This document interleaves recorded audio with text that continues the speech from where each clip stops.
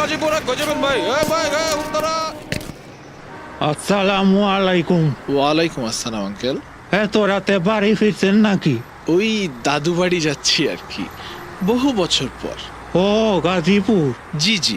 আমারও গাজীপুরে একটা বাড়ি ছিল, ছোট্ট একটা পরিবার ছিল। ছিল বলতে? একটা বাস অ্যাক্সিডেন্টে সব শেষ হয়ে যায় আমার। ও ও আমি খুবই দুঃখিত চাচা, বড় কষ্টের ব্যাপার। ভাই ভাড়া দেন তো। হ্যাঁ হ্যাঁ, এই যে, আর চাচার ভাড়াটাও কিন্তু আমি দিচ্ছি। কোথায় যাবেন চাচা? কার লগে কথা কোন ভাই? বাসে তো খালি আপনি একলা প্যাসেঞ্জার। চাচা কই?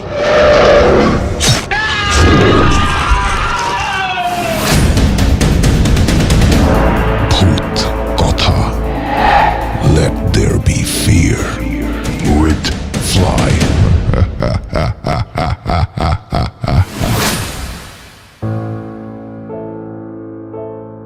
ডিয়ার লিসেনার্স, ওয়েলকাম টু ভূত কথা।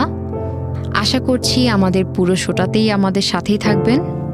অনেকগুলো ঘটনা আছে, সবাই একসাথে এনজয় করব নিশ্চয়ই।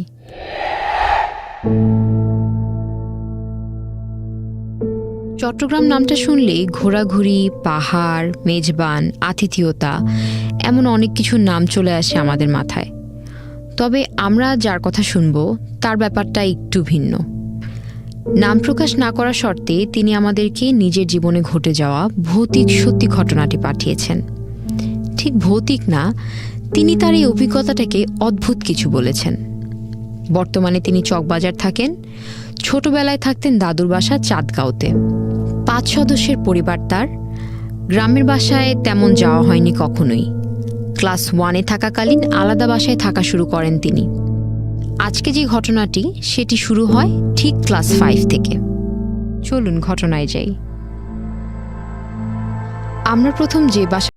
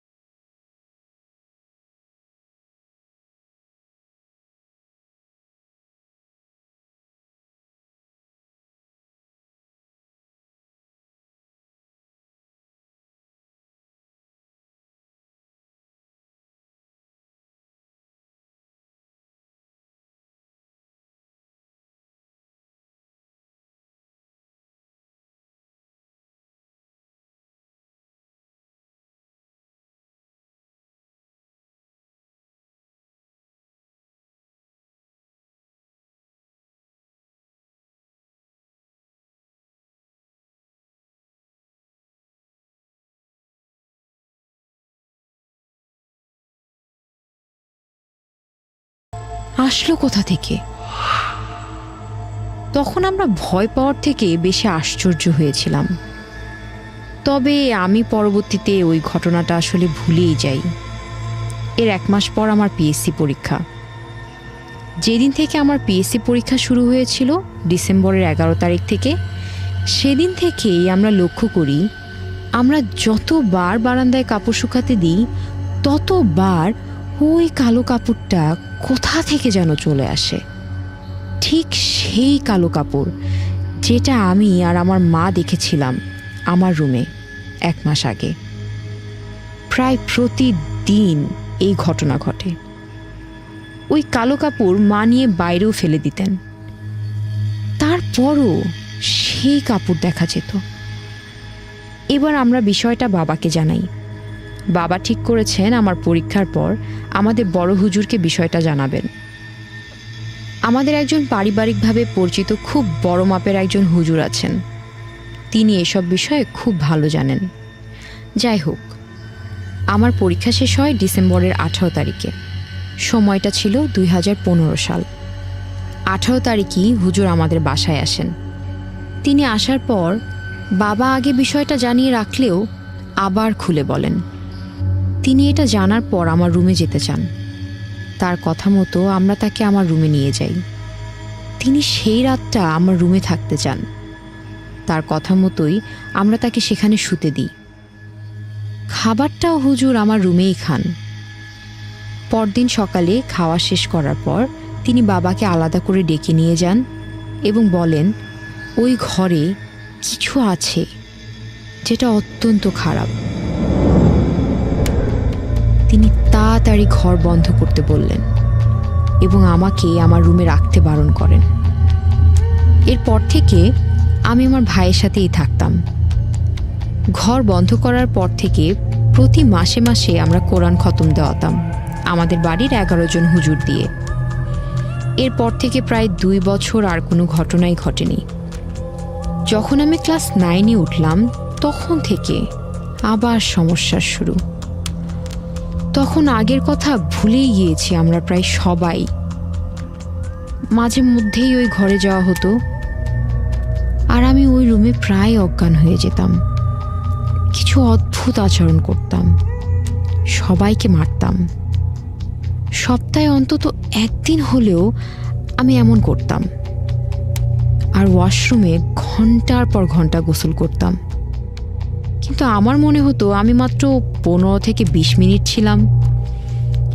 আমাকে বাহির থেকে ডাকাডাকি করা হলেও আমি শুনতাম না। একদিন এমন হয়েছিল 5 থেকে 6 ঘন্টা আমি ওয়াশরুমে ছিলাম। আমাকে দরজা ভেঙে বের করতে হয়েছিল। এসব যখন আবার ঘটছে তখন বড় হুজুরকে খবর দেওয়া হয়। তিনি আবার আমার বাসায় আসেন। আমাকে ওনার পাশে বসানো হয়। তিনি আমার কাছে জিজ্ঞেস করেন, তুমি কি তোমার রুমে দেখা গিয়েছিল সেই কালো কাপড়টা কখনো নিজের হাতে স্পর্শ করেছিলে, বা কাপড়টা তুমি কোথাও ফেলে দিয়েছিলে? আমি বললাম, না, আমি কখনো নিজ হাতে কাপড়টা ধরিনি। তবে মা যতবার দেখতেন ফেলে দিতেন। হুজুর তারপর বলে ওঠেন, এই জন্যই তো সমস্যা হচ্ছে। এই কাপড়টা ছিল কোনো মহিলার কাপড়ের এক অংশ। ওই মহিলাটা কালো জাদু জানত এবং তার ছেলে এখানেই কোনো কারণে মারা গিয়েছিল। তার ছেলে মারা গিয়েছিল এই জমিনে। তখন এখানে অ্যাপার্টমেন্ট তৈরি হয়নি। এখানে মহিলাটার বাচ্চাটি খেলতে এসে গাছের নিচে চাপা পড়ে মারা গিয়েছিল। তাই তিনি প্রতিশোধ নিতে এখানে কালো জাদু করে যান।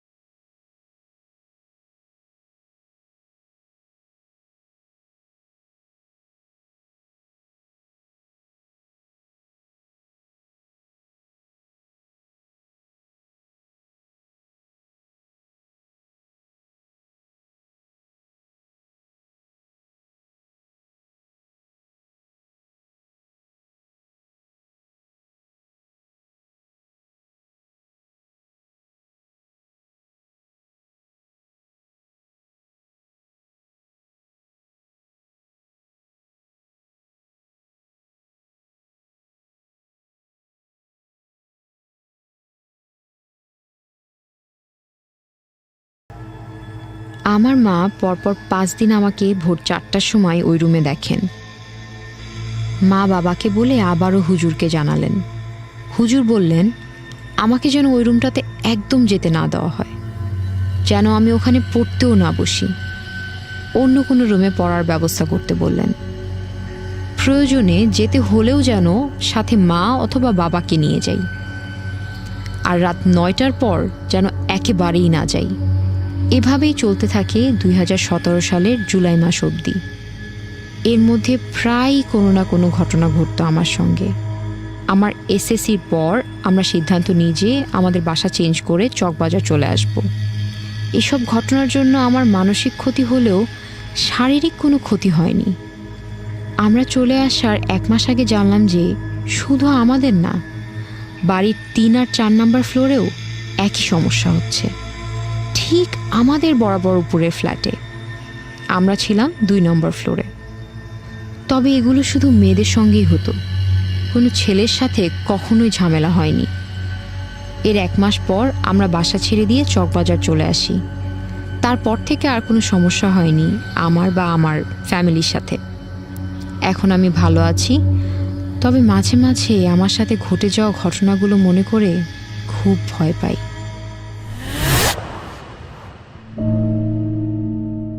আপনার কি মনে হয় ওই কালো কাপড়টা কি জাদুর করা কোনো বস্তু ছিল, নাকি আপনার সাথে এমন কোনো নির্দিষ্ট বস্তু বা জিনিস নিয়ে কোনো ঘটনা ঘটেছে যেটি অশরীরী? কালো কাপড়, ভৌতিক অভিজ্ঞতা শুনে ভয় পাওয়াটা যেমন স্বাভাবিক, তেমন কৌতূহল জায়গাটাও কিন্তু স্বাভাবিক। আসলে কি ছিল কালো কাপড়টায়? ভূত কথা। Let there be fear with Fly.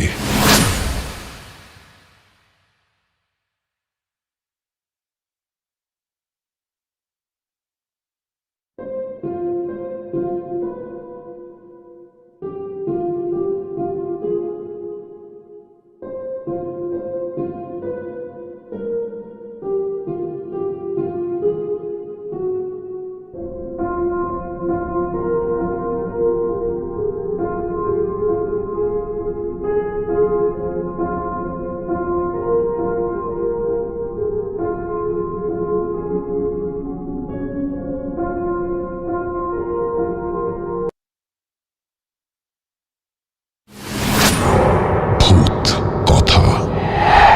Let there be fear with Fly.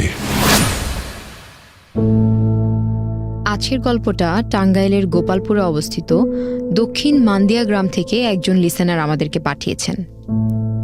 দূরত্বের কারণে স্টুডিওতে না আসলেও তার গ্রামের এক ভ্যান চালকের সাথে ঘটা রহস্যময় ঘটনাটি আমি পড়ে শোনাচ্ছি। দক্ষিণ মান্দিয়া গ্রামের ওই ভ্যান চালক আয় ইনকামের সুবিধা না করতে পেরে মাছ ধরার পরিকল্পনা করল। পাশের বাড়ির এক জেলের কাছ থেকে জালও কিনেন। বিশেষ ওই জালটার নাম ছিল তৈরা জাল। যার থেকে জাল কিনেছিলেন ওই ভ্যান চালক, তিনি গ্রামের তান্ত্রিক হিসাবেও পরিচিত ছিলেন। গ্রামের হিন্দু ধর্মাবলম্বীদের দেহ সৎকারের ভার ছিল তার কাছে। তো ঘটনাটা শুরু হয় জাল দিয়ে মাছ ধরা শুরু করার পর থেকেই। ভ্যান চালক পর্যায়ক্রমে ওই জাল দিয়ে মাছ ধরা শুরু করে এবং খুব অল্প দিনে সে স্বাবলম্বী হয়ে যায়। কারণ অন্য সব জেলেরা যেখানে জাল ফেলে তেমন মাছই পেত না, সেখানে তার ওই জাল দিয়ে সে প্রচুর পরিমাণের বড় বড় মাছ ধরত এবং খুব অল্প সময়েই। তবে ওই জালের একটা খারাপ দিকও ছিল। জাল ফেলার সময় প্রায় নতুনই জেলে পানিতে পড়ে যেত আর জালের ভেতরে নিজেই আটকে যেত। জাল থেকে ছুটতে বেশ নাকানি চুবানি খেতে হতো তাকে। প্রথম দিকে জেলে ভেবেছিল জাল ফেলার অভ্যাস নাই, ভ্যান চালক, তাই হয়তো ভুলভাল জাল ফেলে পানিতে পড়ে যাচ্ছে। কিন্তু এই ঘটনা বার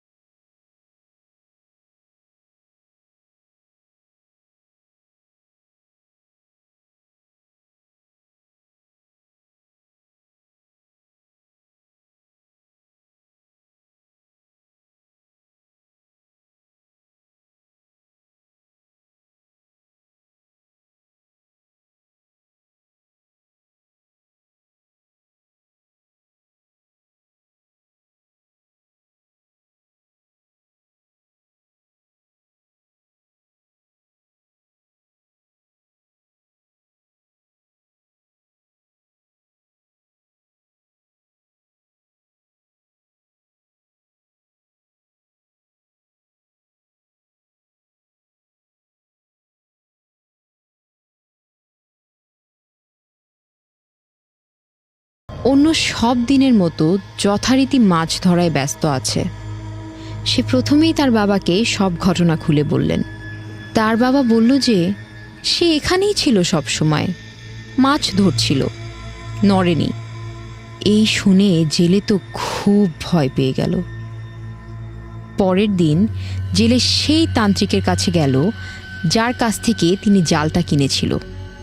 জালে কি সমস্যা জানতে চাইল তান্ত্রিকের কাছে। ওই জাল সম্পর্কে জানতে চাইলে তান্ত্রিক তাকে বলল যে যে সুতার কাঠি দিয়ে জাল বুনন করা হয় সেই কাঠিটি বানানো হয়েছিল একজন মৃতের দেহ সৎকার বা পোড়ানোর কাজে ব্যবহার করা বাঁশ দিয়ে। জেলে বুঝে গেল যে জালেই সমস্যা। পরিবারের সকলের সাথে পুরো ঘটনা খুলে বলার পর সবাই মিলে সিদ্ধান্ত নিল জালটি বিক্রি করে ফেলবে। তাই পরের দিন জালটি বিক্রির উদ্দেশ্যে সাইকেলে করে স্থানীয় গোবেন্দাসী নামক হাটে রওনা দিল জেলে। জালটি ছিল সাইকেলের পেছনে বস্তায় বাঁধা। হাটে যাওয়ার সময় অকারণেই সাইকেলটি রাস্তায় 2 থেকে 3 বার অ্যাক্সিডেন্ট করে। অনেক কষ্টে তাও হাটে পৌঁছে জালটি বিক্রির জন্য খুব কম দাম চাইলেও জালটি হাটে বিক্রি করা হয় না। সারা দিন পর অবশেষে বাড়িতে এসে জালটি আগুনে পুড়িয়ে ফেলা হয়। এরপর তাদের আর কোনো সমস্যা হয়নি। শ্মশান নিয়ে সবার মনে কিছু খারাপ ধারণা থাকে। থাকাটা অস্বাভাবিকও নয়, মৃত্যু রহস্যময়। আর যা কিছু রহস্যময় তাকে কিছুটা হলেও ভয় পায় জীবিতরা। ভূত কথা। Let there be fear with Fly. মেছুভূতের নাম নিশ্চয় শুনেছেন লিসেনার্স। আজকে সিলেটের সুনামগঞ্জ জেলার জামালগঞ্জ থেকে এই মাছ সংক্রান্ত অদ্ভুত একটা ভৌতিক ঘটনা শেয়ার করেছেন নাইম আহমেদ। ঘটনাটি তার সাথে নয়, ঘটেছিল তার বাবার সাথে। মায়ের মুখে বাবার সাথে ঘটে যাওয়া অবিশ্বাস্য এই ঘটনাটি শোনেন নাইম। তো ঘটনাটি ঘটে 1985 সালে। আমার বাবা একজন ব্যবসায়ী। ব্যবসায়ের কাজের ফাঁকে বাবা প্রায় বর্ষাকালে গ্রামের বাড়ি যেতেন। আমার গ্রামের বাড়ির ওখানে নদী, খাল, বিল বা পুকুরে অনেক মাছ পাওয়া যেত। আমাদের গ্রামের বাড়িটা ছিল অনেকটা পুরনো, চারপাশে অনেক গাছপালা। গ্রামে গেলেই বাবা মাছ ধরতে যেতেন। বাবা যেখানে মাছ ধরতে যান সেই খালটার ওই পাশেই ছিল পুরনো কবরস্থান। শোনা যেত ওখানে নাকি অনেক খারাপ কিছু থাকতো, কিন্তু বাবা এইসব কথা মানতেন না। বাবার শখ ছিল মাছ ধরা। বাবা বাড়ি পৌঁছে মাছ ধরতে ইচ্ছে করছে বলে সেই রাতে একাই বেলা কোচ নিয়ে মাছ ধরতে চলে গেলেন ওই খালে। কোচ হলো মাছ ধরার এক ধরনের হাতিয়ার। তো বাবা মাছ খুঁজতে খুঁজতে বড় আকৃতির 2টা মাছ ধরলেন। এক একটার ওজন প্রায় 5 থেকে 6 কেজি। তো বাবা এগুলো বাড়ি রেখে আবারও গেলেন খালে। আমার দাদি বারণ করেছিলেন আমার বাবাকে আর যেতে, কিন্তু বাবা দাদির কথা না শুনে আবার যান সেই খাল পারে। খাল পর্যন্ত যাওয়ার আগেই শুরু হয় অদ্ভুত সব ঘটনা। প্রায় খালি চোখেই আগের মাছগুলোর চেয়েও বড় মাছ দেখলেন বাবা খালের পানিতে। তাড়াতাড়ি টর্চ লাইট মেরে মাছের উপরে কোচ মারতেই বাবা দেখলেন সেখানে কোনো মাছ নেই, অথচ মাছের গায়েই কোচ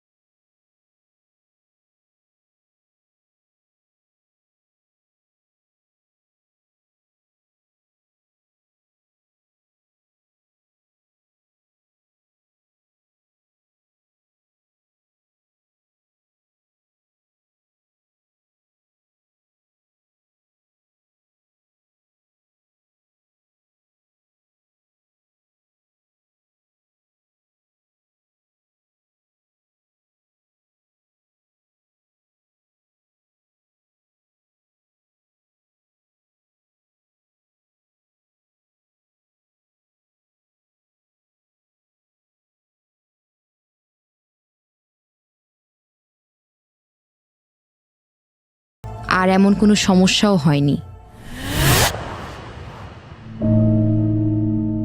জিন নাকি অন্য কিছু? আমাদের লিসেনার যেটা ভেবেছেন সেটা কি আপনারও ঠিক বলে মনে হচ্ছে? জানিয়ে দিবেন আপনার কি মনে হয়। আসুন এখন একটা বিরতি নিয়ে আসি। ভূত কথা, let there be fear with Fly.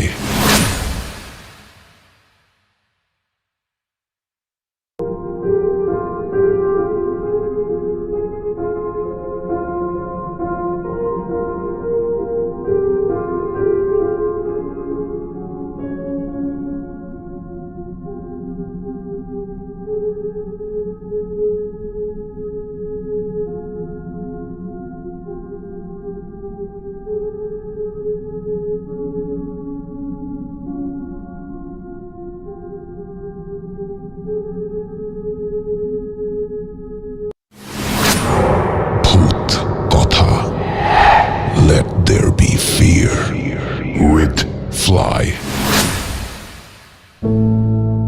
রাত হয়ে গেলে বড় ঝোপালো গাছের নিচ দিয়ে যেতে মানা করেন বড়রা। কিন্তু কেন? রাতের বেলা ঝোপালো আর প্রাচীন ওই গাছগুলোতে কি থাকে? বিজ্ঞানমনস্ক অনেকে হয়তো এই নিষেধাজ্ঞাগুলোকে হেসে উড়িয়ে দিবেন। তবে বিজ্ঞানের ছাত্র চাঁদপুরের একলাসপুর গ্রামের একজন লিসেনার যে ঘটনাটি পাঠিয়েছেন সেটা তার বাড়ির দক্ষিণ পাশের বিশাল কড়ই গাছ আর তার পাশের কবরস্থানকে নিয়ে। চলুন ঘটনায় যাই। কবরস্থান থেকে 7-8 মিটার এগুলেই আমার রুম। সেদিন বিকেলে অনেকক্ষণ টানা পড়াশোনা করার পর ক্লাসমেটদের সাথে মাঠে আড্ডা দিতে গিয়েছিলাম। আমার পরীক্ষা চলছিল, সেগুলো নিয়ে কথাবার্তা বলছিলাম আমরা। মাঠে যাওয়ার রাস্তাটা এরকম যে প্রথমে বাড়ির কাছের সেই কবরস্থান, একটু পরে মসজিদ, আর মসজিদের পাশেই একটা 2 তলা ভবন বিশিষ্ট প্রাইমারি স্কুল। আসরের আজানের পর নামাজ শেষে মসজিদে খানিকক্ষণ সময় মোনাজাত করে বের হলাম মাঠের দিকে। মসজিদের গেট পেরিয়ে ঠিক যখন প্রাইমারি স্কুলের সামনে আমরা হাঁটছি তখনই হঠাৎ চোখ পড়ল স্কুলের দোতলা ছাদের জানলার দিকে। কুচকুচে কালো রঙের একটা ছায়া 2 কবুতরের বাচ্চা নিয়ে জানলার মধ্য দিয়ে স্কুলের ভেতরে ঢোকার চেষ্টা করছে। মাথা থেকে কোমর পর্যন্ত ঢুকে গেলে আমি দেখতে পাই ওই ছায়াটার পাগুলো দেখতে খুবই চিকন। দেখে মনে হচ্ছিল অত্যন্ত লম্বা বৃদ্ধ কোনো লোকের পা। এটা দেখার পর সাথে সাথে আমি ভয় পেয়ে যাই এবং দৌড়ে মাঠে চলে যাই। সন্ধ্যায় বাড়ি ফিরে এসে আব্বুর কাছে জানতে পারলাম আমাদের নিজেদের একজোড়া কবুতরের বাচ্চা খুঁজে পাওয়া যাচ্ছে না। ভয়টা আরো বেড়ে গেল। তবু বিকেলের ঘটনা সম্পর্কে কাউকে কিচ্ছু বললাম না। এশার আজানের পর মসজিদে গেলাম আবার। মসজিদে মিলাদের রসগোল্লা দিয়েছিল। রসগোল্লা নিয়ে বাড়ির দিকে আসছিলাম। গেট পেরিয়ে কিছু দূর এগোতেই একটা চালতা গাছের নিচে ধূপ করে একটা মিষ্টি আমার হাত থেকে পড়ে গেল। বলে রাখা ভালো, মসজিদ থেকে আমার বাড়ি পর্যন্ত রাতের বেলা কোনো প্রকার লাইটের ব্যবস্থা নেই। রাস্তাটির দুধারে শুধু 2টো ছোট পুকুর আর একটা তাল গাছ। আমার মিষ্টি অনেক পছন্দ, তাই মিষ্টি পড়ে গেলেও তাড়াতাড়ি তুলে নিলাম। ভেবেছিলাম আগে গিয়ে ধুয়ে খাবো। মিষ্টি তুলতে গিয়ে দেখি ঠিক 3-4 হাত দূরে একটা মাঝারি সাইজের সাপ মিষ্টিটিকে লক্ষ্য করে এগিয়ে আসছে।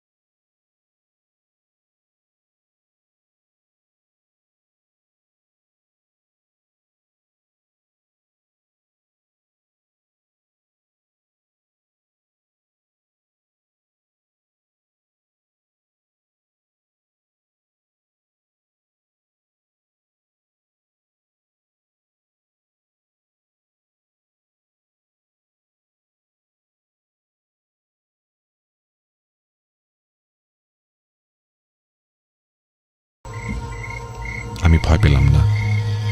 কিছুক্ষণ পর আবারও সেই একই আওয়াজের ডাক। আমি এবার বলে উঠলাম, শালা কালকে পরীক্ষা পড়তে বস, আমাকে ভয় দেখিয়ে লাভ নেই, আমি ভয় পাচ্ছি না। এরপর আর কোনো আওয়াজ পেলাম না।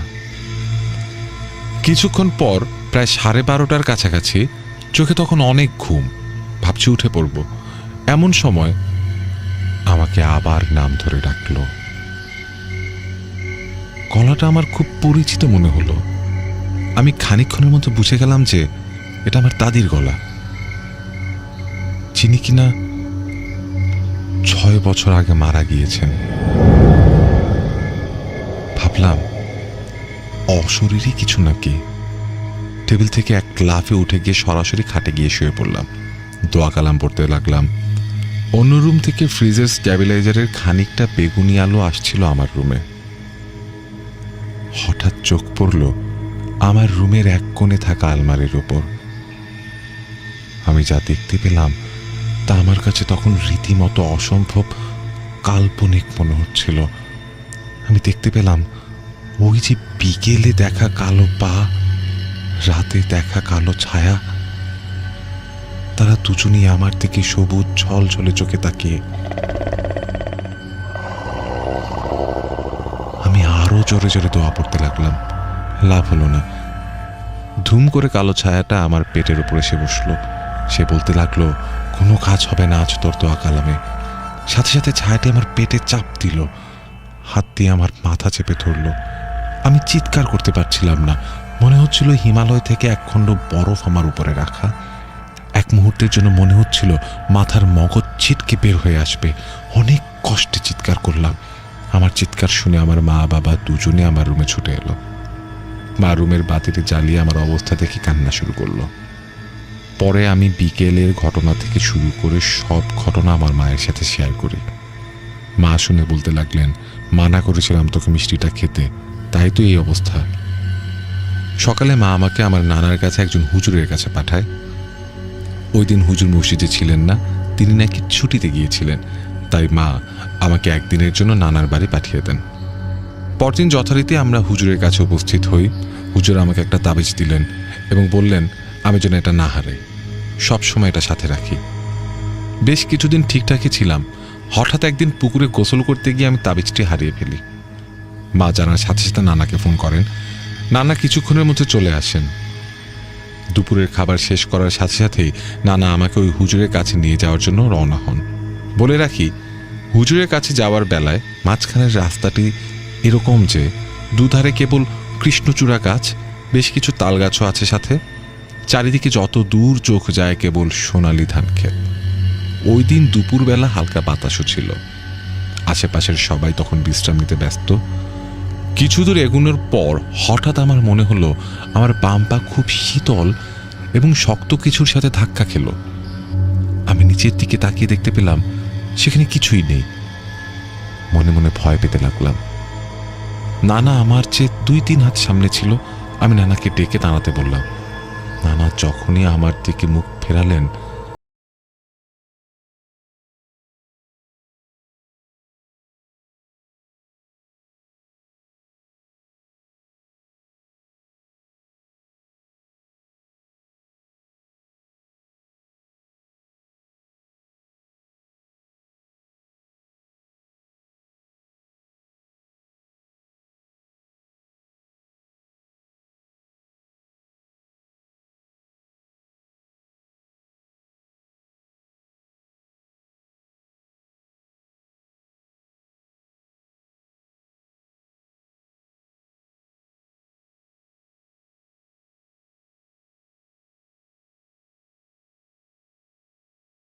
ওই দিন পড়ে যাওয়া মিষ্টিটা খেতে চাইছিল, তাই সে সাপের আকৃতি ধারণ করে আপনার নাতির কাছে এসেছিল।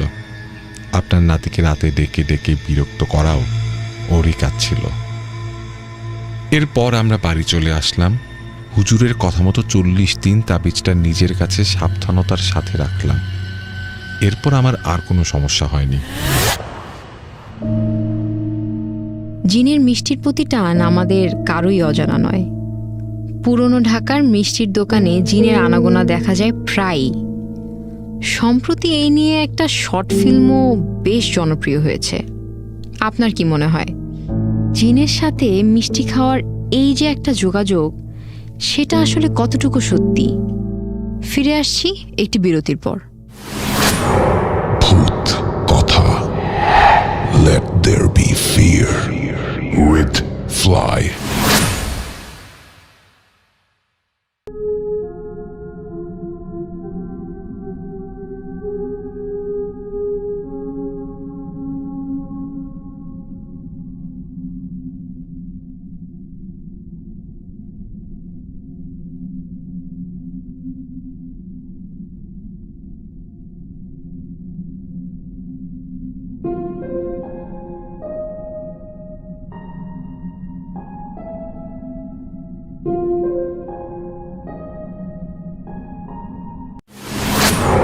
ভূত কথা।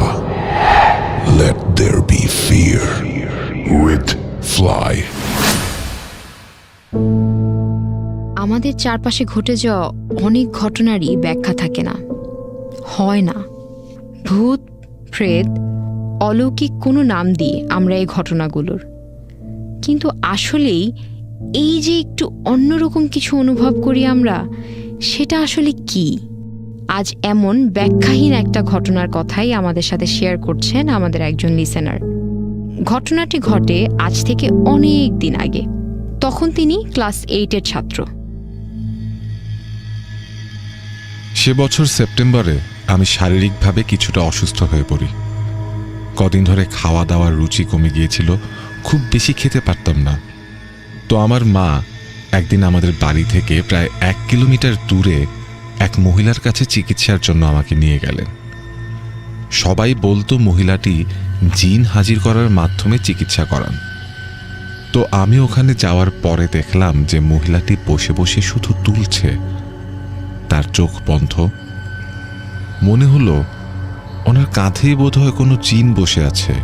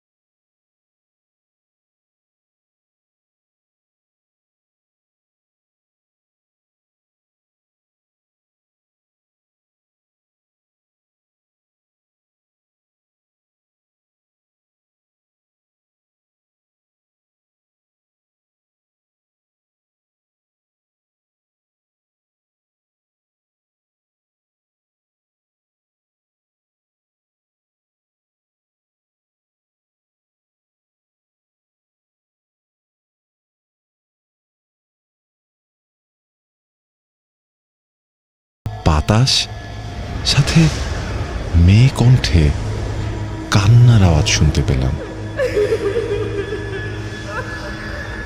তখন আর মাছের গন্ধ ছিল না, মাছও ছিল না, তাই আগের ভয়ের কথা মাথায় আসেনি। চিন্তা করলাম, এই সন্ধেবেলা এখানে কোনো মহিলা থাকার কথা না, তাহলে কে কাঁদছে? আমি মাথা ঘুরিয়ে এদিক ওদিক দেখতে লাগলাম। হঠাৎ একটু দূরে মোটা করই গাছে একটা অদ্ভুত জিনিস দেখলাম। দেখতে পেলাম করই গাছে বিশাল দেহের সাদা কি একটা বসে আছে। জিনিসটার মুখ দেখা যাচ্ছে না। আমি ভয় পেয়ে বল ফেলে দৌড়াতে আরম্ভ করলাম। শক্তি পাচ্ছিলাম না, কি যেন পেছনের দিকে আমাকে টানছিল। আমি সমস্ত শক্তি দিয়ে এক দৌড়ে সোজা চলে গেলাম পাশের মসজিদে। এরপর মসজিদের হুজুরকে বললাম সব কিছু। হুজুর বললেন এটা হয়তো কোনো খারাপ জিন হবে। হুজুর অজু করে আমাকে কতগুলো দোয়া পড়ে আমাকে ঝাড়ফুঁক করলেন। তারপর থেকে আর এরকম কিছুই ঘটেনি। মেছো ভূত নাকি অন্য কিছু, তবে সেটা যাই হোক, সেটার আসর চলে যাওয়াটা যে কোনো ব্যক্তির জন্যই শুভ, সে বিষয়ে কোনো সন্দেহ নেই। ফিরছি একটি বিরতির পর। ভূত কথা, let there be fear with Fly.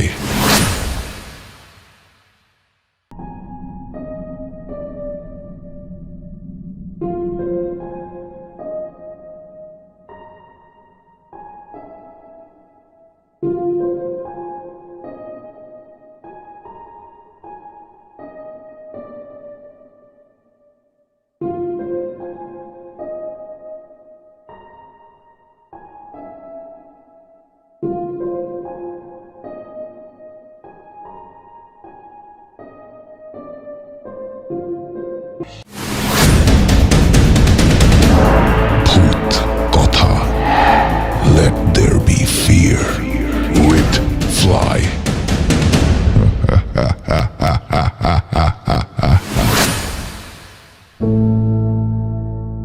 এখন যে ঘটনাটি জানাবো আপনাদেরকে, সেটি ঘটেছিল একটি হোটেলকে কেন্দ্র করে।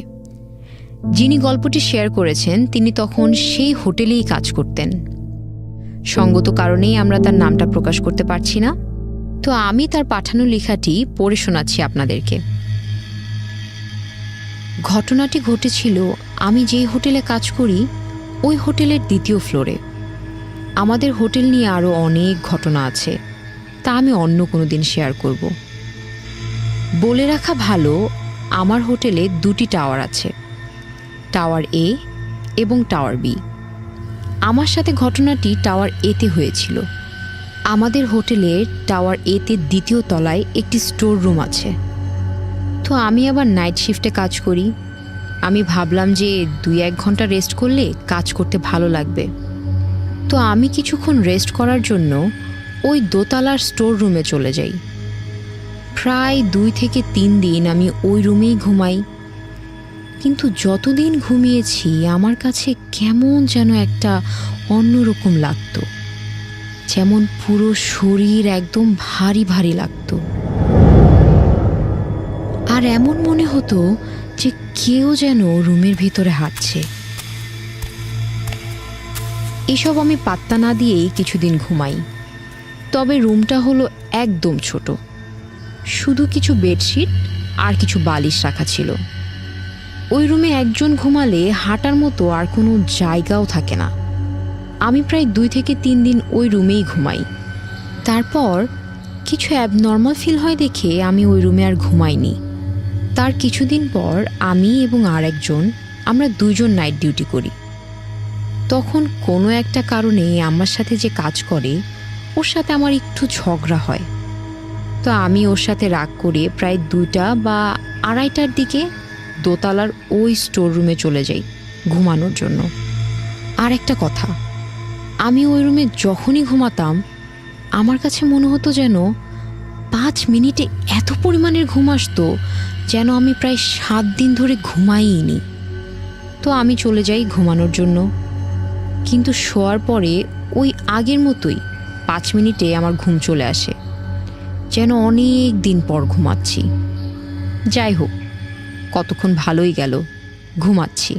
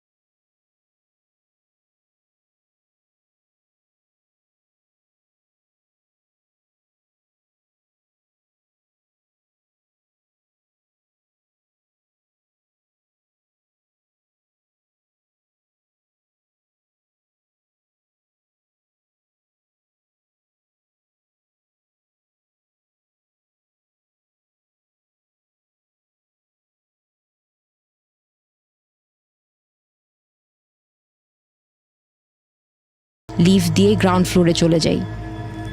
তারপর কি হয় আমার আর মনে নেই। পরের দিন সকালে ঘুম থেকে উঠে দেখি আমি আমার রুমে। 2 থেকে 3 দিন আমার অনেক জ্বর থাকে।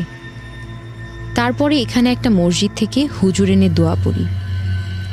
কিছুদিন পরে আলহামদুলিল্লাহ আমি ভালো হয়ে যাই। এরপর ওই দোতলায় আমি আর কখনোই যাইনি। কিন্তু কিছুদিন পরে আমি একটা স্বপ্ন দেখি। স্বপ্নে আমি ওই মেয়েটাকে দেখি, আরও ইংলিশে শুধু একটা কথাই বারবার বলছে, don't come again, don't come again, don't come again. ঘটনাটি কোন হোটেলে হয়েছে সেটা পরিষ্কারভাবে বলা নেই। অবশ্য সেটা বলাটা হয়তো ঠিকও হবে না। হয়তো হোটেলের কোনো পুরনো অতৃপ্ত ঘটনার সাক্ষী ছিল ওই অভিশপ্ত রুমটা। এই সমাধান যেমন আমাদের লিসেনার পাননি, তেমনি এমন অনেক ঘটনার আসলেই কোনো সমাধান হয় না। ঘটনাটা পড়ে আসলেই ভয়ই লাগলো। আমরা এখন একটা বিরতি নিয়ে আসি। ভূত কথা, let there be fear with Fly.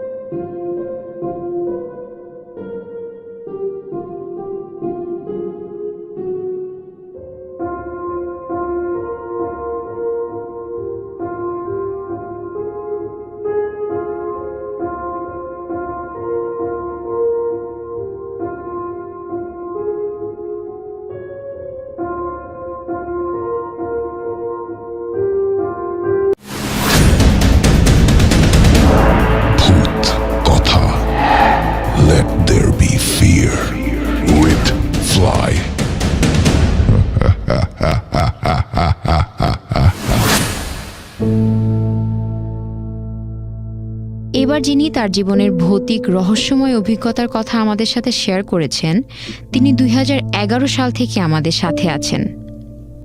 ধন্যবাদ আপনাকে আমাদের সাথে থাকার জন্য, আমাদের প্রচেষ্টাকে ভালোবাসার জন্য।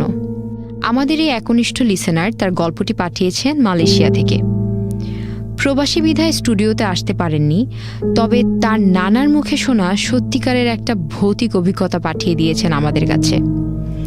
আজ থেকে আনুমানিক 37 থেকে 38 বছর আগের ঘটনা। চলুন চলে যাওয়া যাক ঘটনাতে। শীতের শেষের দিকের কথা, পুরোপুরি গরম পড়েনি, আবার ঠান্ডাও আছে ভালোই। এমন সময় এক রাতে আমার নানাকে তার শালা এসে জানান যে নানার চাচা শ্বশুর মারা গিয়েছেন। রাত তখন আনুমানিক 8টা। আর গ্রামে অত আগে ইন্টারনেট নেই, টিভি তেমন নেই, সবাই ঘুমিয়েও যেত তাড়াতাড়ি। গ্রামের রাত 8টা মানে অনেক রাত। বিদ্যুৎও ছিল না। মরা বাড়ি পৌঁছাতে পৌঁছাতে রাত 9টা-10টা বাজে। সে বাড়িতে গিয়ে দাফন কাফন করতে করতে প্রায় রাত 12টার মতো বেজে যায়। বলে রাখা ভালো যে যেই কবরস্থানে কবর দেয়া হয় সেটা ছিল বাড়ি থেকে একটু দূরে, মানে গ্রাম্য ভাষায় বাড়ির দরজায়। দাফন শেষ হওয়ার পর এলাকার লোকজন চলে যায়। নানা বাড়ির ভেতরে গিয়ে সবাইকে সান্ত্বনা দিচ্ছিলেন। এইসব আরও কাজকর্ম সারতে সারতে রাত তখন 3টার মতন। আমার নানা বেশ সাহসী হিসেবে পরিচিত ছিলেন। ওই রাতেও কারো কথা না শুনে বাড়ির দিকে রওনা হন তিনি। তো বাড়ির পাশ দিয়ে যেতে যেতে কি মনে করে কবরের দিকে তাকায় নানা, আর দেখে 4জন সাদা কাপড় পরা লম্বা লোক কবর ঘেরাও করে বসে আছে। নানা মনে করলো হয়তো কেউ কবর জিয়ারত করতে আসছে, কিন্তু একটু পরে বুঝলো যে লোকগুলো মারামারি করছে। এত রাতে কিসের ঝামেলা করছে 4টা লোক দেখতে কাছে এগিয়ে গিয়ে ভয়ানক একটা দৃশ্য দেখল নানা। সে রাতের পরিষ্কার আলোতে দেখতে পেল সাদা পোশাক পরা লোকগুলো লাশটাকে কবর থেকে উঠিয়ে কবরের পাশে রেখে একজন বুক চিরে কলিজা বের করছে, আরেকজন হাতের কোষ্ঠ খেয়ে হাড় চাবাচ্ছে। নানার তাও সাহস অনেক, কাছেও চলে গিয়েছে। জিজ্ঞাসা করল, কে তোরা? তখন একজন রক্ত মাখা মুখে চোখ লাল করে নানার দিকে তাকালো।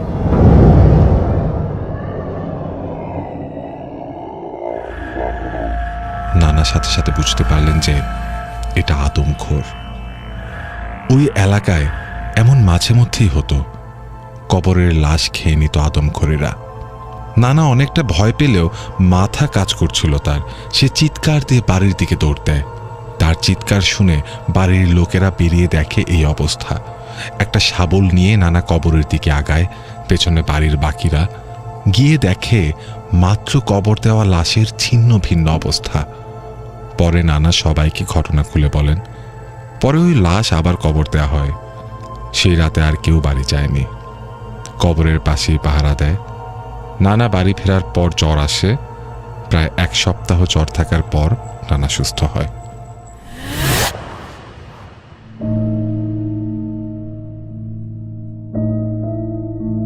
কবরে, বিশেষ করে গ্রামের কবরে এমন আদমখোরের আনাগোনার গল্প প্রায় শোনা যায়। অনেকে বিশ্বাস করেন, অনেকে করেন না। তবে যা রটে তা কিছু তো সত্যি বটেই। আর ভূত কথার ডিকশনারিতে অসম্ভব বলে কিছুই নেই। চলুন আরেকটি ঘটনাতে যাই। এই গল্পটি আরেকজন লিসেনারের। তার খালুর সাথে ঘটে যাওয়া ভৌতিক একটা ঘটনা আমাদের সাথে শেয়ার করেছেন তিনি। এই ঘটনাটা শুরু হয়েছিল 2002 সালে। চলুন বাকিটা শুনে নিই।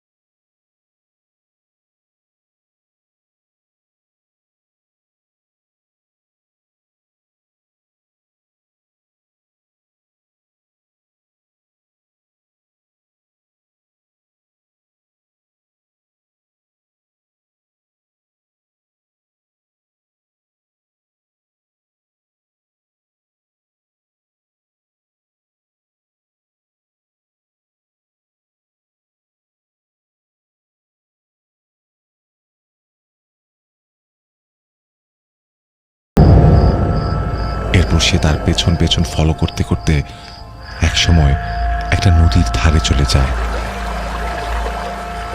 আর সেখানে যেতেই দেখে আমার মতো একজন তাকে পানির দিকে ডাকছে। ততক্ষণে তার সেন্স ফিরে আসে আর দেখে সে বাড়ি থেকে বেশ দূরে চলে এসেছে। ওর মনে পড়ে ব্ল্যাক ম্যাজিক জানা লোকটার কথা। এরপর ওর সামনে আমার মতো যে ডাকছিল সে উধাও হয়ে যায়। একটা মেয়ের মতো অবয়ব দাঁড়িয়েছিল তখন ওখানে, চোখ লাল। এই দেখে ও ভয়ে অজ্ঞান হয়ে যায়। অজ্ঞান হওয়ার আগে কোনোভাবে পাশের এক জেলে বাড়িতে গিয়েছিল, আর সেই জেলেরাই তাকে বাড়িতে পৌঁছে দিয়ে যায়। এরপর ওই দিনই আমরা ঢাকায় চলে আসি। ঢাকায় আসার পর রাকিব প্রচণ্ড জ্বরে পড়ে, সেরে উঠতে বেশ সময় লাগে। এরপর রাকিবের সাথে আর এমন কিছুই হয়নি। ভূত বা ভৌতিক কিছু মনে হলেও অনেকে এই ঘটনাটিকে নিশির ডাকও বলতে পারেন, যে ডাক মানুষকে শুধু আহত করে না, নিয়ে যায় মৃত্যুর দিকেও। এমনই কি কিছু ছিল এই ঘটনাটিতেও? কি মনে হয় আপনাদের? একটা বিরতি নিয়ে আবার ফিরছি।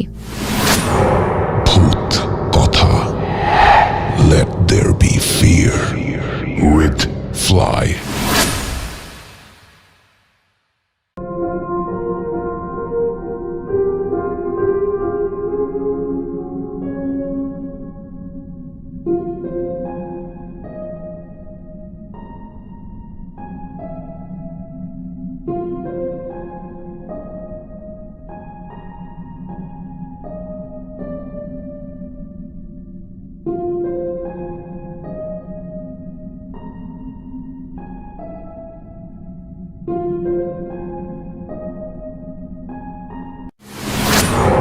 ভূত কথা, let there be fear with Fly.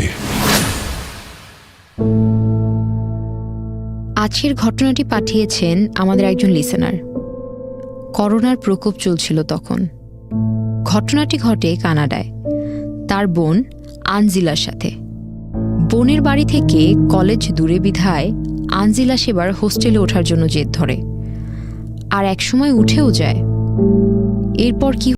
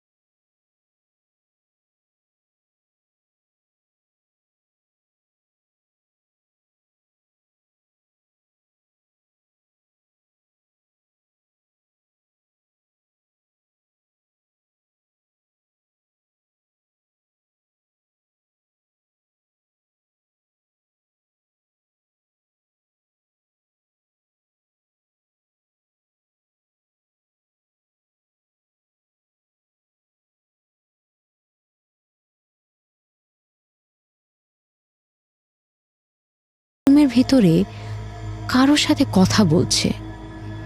ও দুবার দরজায় টোকা দেয়, কিন্তু মালতী কোনো উত্তর না দিয়েই কথা বলতেই থাকে আগের মতো। আনজিলা একটু অবাক হয়। খানিকক্ষণ পর দরজা ধাক্কা দেয়। ধাক্কা দেওয়ার সাথে সাথেই দরজাটা খুলে যায়।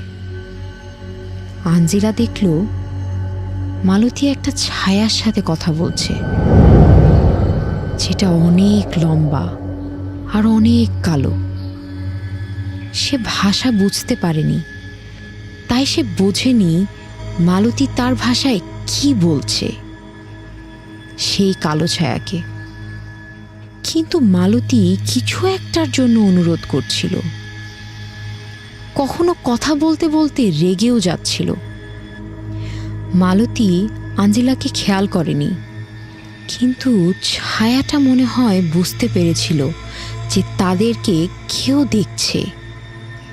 সে সেটা মালতীকে বলতেই মালতী ঘুরে আমার বোনকে দেখে আর আঞ্জিলার দিকে তাকিয়ে হাসতে থাকে। তার হাসি খুব ভয়ঙ্কর ছিল। আঞ্জিলা পরিষ্কার বুঝতে পেরেছিল যে মালতী এখন আর সাধারণ মানুষ নেই। ও প্রচণ্ড ভয় পায়, কিন্তু কোনোভাবেই দরজা থেকে সরতে পারছিল না। একটু পরেই মালতীর চুল বড় হতে হতে আমার বোনের পায়ের কাছে এসে ওকে বেঁধে ফেলে।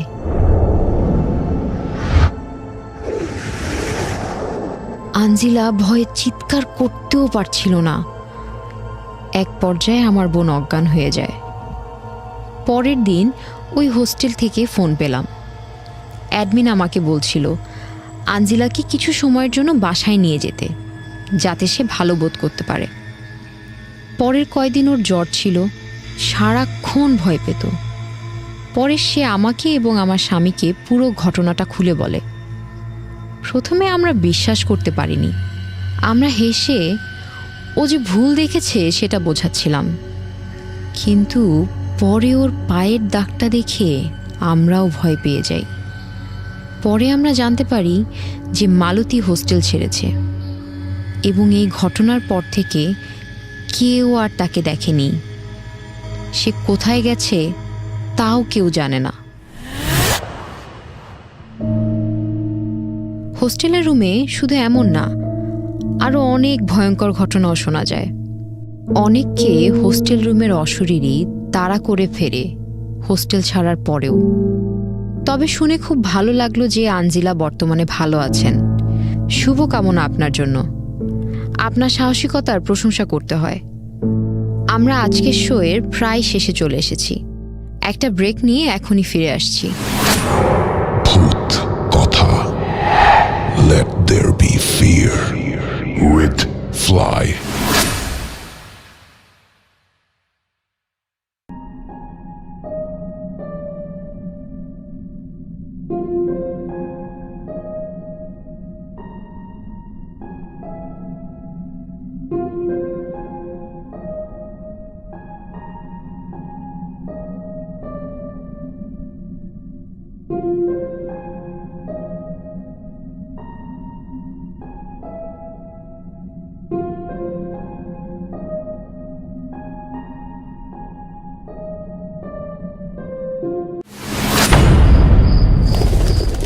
শুনশান সেই রাস্তায় লোকটা যখন একা হেঁটে যাচ্ছিল, সে দূর থেকেই দেখতে পায় সাদা শাড়ি পরা একটি মেয়ে রাস্তার মাঝে দাঁড়িয়ে আছে। এই চুপ কর তো, আমার খুব ভয় লাগছে ভাই, আর শুনতে চাই না। তুই আর বলিস না তো তানভীর। আরে ধুর, তোর মতো ভীতু আমি আর জীবনেও দেখি নাই। এসব ভূত টুত বলতে কিছুই নাই। সেটাই, নেহার কথা শুনিস না তো তানভীর। তানভীর তুই বল। কিরে, তানভীর কই গেল বুঝলাম না। এখনই তো দেখলাম, এখানেই তো ছিল। তানভীর। তানভীর? হ্যাঁ, তানভীর কই?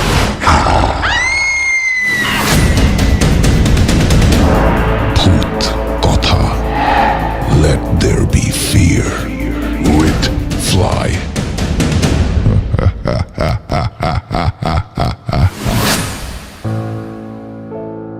Dear listeners, welcome back to ভূত কথা। দেখতে পাচ্ছি সবাই অনেক কমেন্ট করেছেন, কিন্তু সময় স্বল্পতার জন্য আসলে আজকে কমেন্টসগুলো পড়তে পারছি না। Really sorry for that. Next show থেকে অবশ্যই সবার কমেন্টস পড়ার চেষ্টা করব। আজকের জন্য এখানেই শেষ করছি, ফিরবো আবার আগামী সপ্তাহে।